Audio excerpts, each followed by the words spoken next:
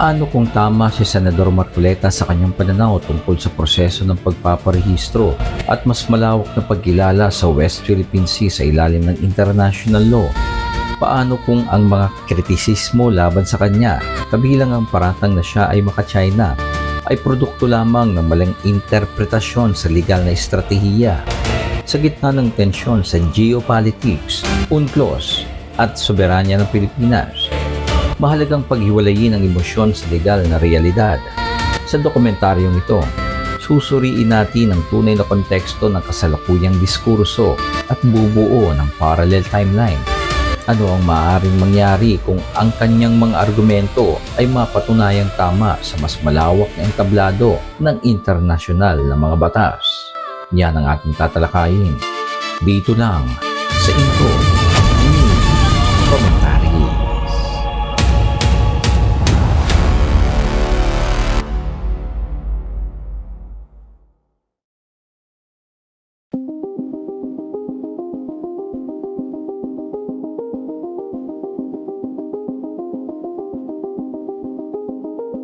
Upang maunawaan ang kontrobersya sa paligid ng West Philippine Sea, kailangang magsimula sa pundasyon, ang United Nations Convention on the Law of the Sea o UNCLOS.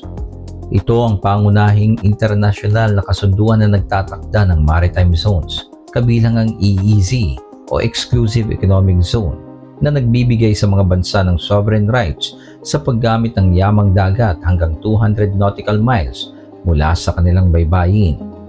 Noong 2016, nagkaroon ng landmark arbitration ruling na pabor sa Pilipinas laban sa malawak na maritime claims ng China. Ngunit kahit malinaw ang legal na tagumpay, nananatiling komplikado ang usapin ng pagpapatupad at international na recognition sa praktikal na antas. Sa kontekstong ito, pumasok ang argumento ng Senador Marcoleta hinggil sa legal na proseso, partikular ang ideya na maaaring may ibang procedural pathways o diplomatic strategies upang mapalakas ang recognition ng West Philippine Sea bilang bahagi ng sovereign rights ng Pilipinas.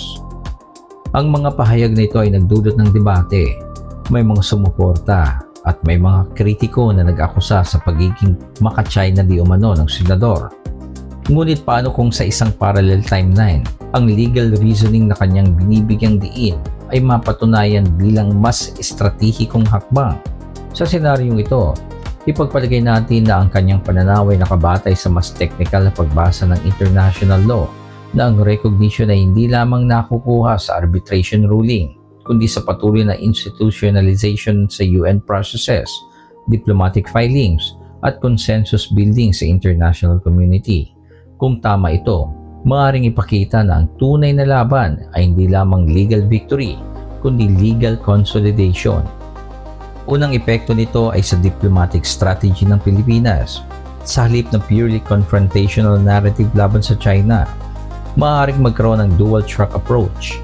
Patuloy na pagtindig sa arbitral ruling habang aktibong pinapalawak ang international recognition sa pamamagitan ng legal submissions, naming conventions, at institutional references sa United Nations system. Kung magiging matagumpay ito, ang terminong West Philippine Sea ay maaaring mas malawak na gamitin sa international discourse, hindi lamang bilang domestic designation, kundi bilang globally acknowledged geographical term. Ikalawang posibleng epekto ay ang pagbabago sa persepsyon ng geopolitics.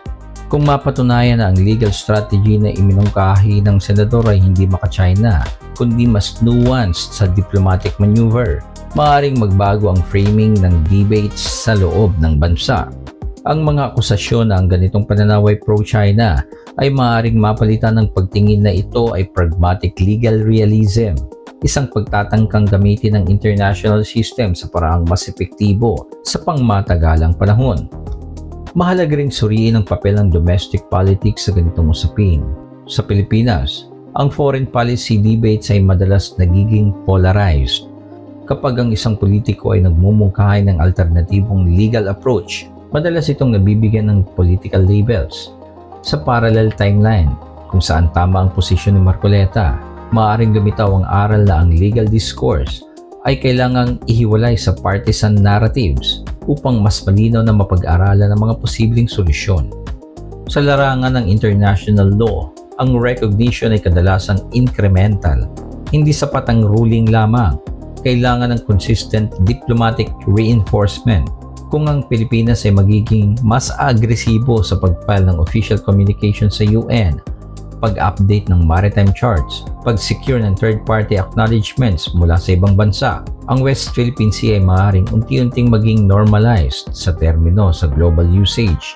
Ito ang posibleng senaryo kung saan ang legal framework na ipinunto ng senador ay magbubunga ng mas matibay na diplomatic position. Ngunit hindi rin mawawala ang mga hamon. Kahit tama ang strategy, mananatili ang geopolitical reality.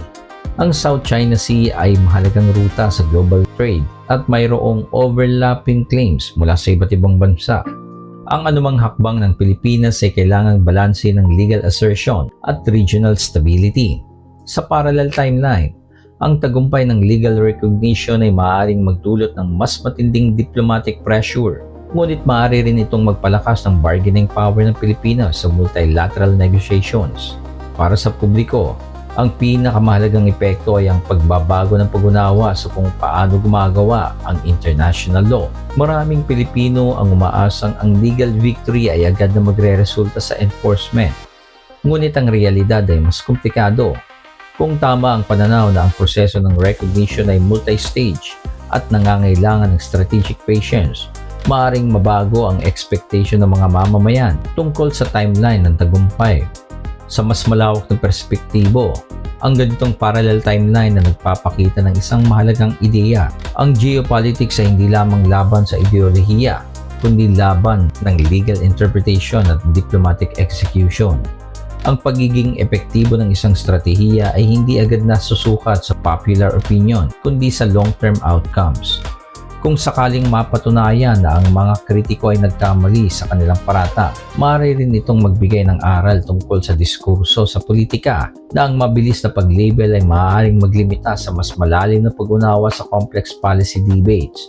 Gayunpaman, mahalaga ring tandaan na ang healthy criticism ay bahagi ng demokratikong proseso sapagkat ito ang naglalantad ng mga kahinaan at nagpapalakas sa policy analysis.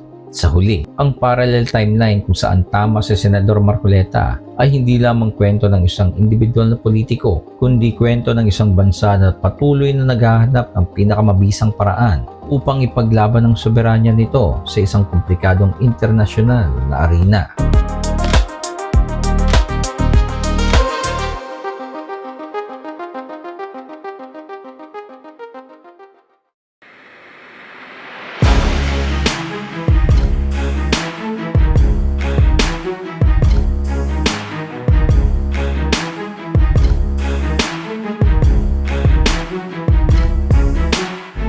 Sa pagtatapos, ang tanong ay hindi lamang kung tama ba o mali ang isang politiko, kundi kung paano natin inuunawa ang masalimuot na ugnayan ng batas internasyonal, diplomasya, at pambansang interes. Ang parallel timeline na ito ay paalala na ang katotohanan sa geopolitics ay kadalasang mas komplikado kaysa sa mga headline o paratang. Kung ang mga ideyang minsang kwestiyon ay mapatunayang epektibo sa hinaharap, maaaring magbago ang paraan ng pagtingin natin sa strategic decision making. Para sa mas marami pang ganitong malalim na contextual na talakayan, i-like ang video, mag-subscribe sa channel at i-share ito sa mga handang magsuri ng politika ng may mas malalim at mas kritikal na pag-iisip.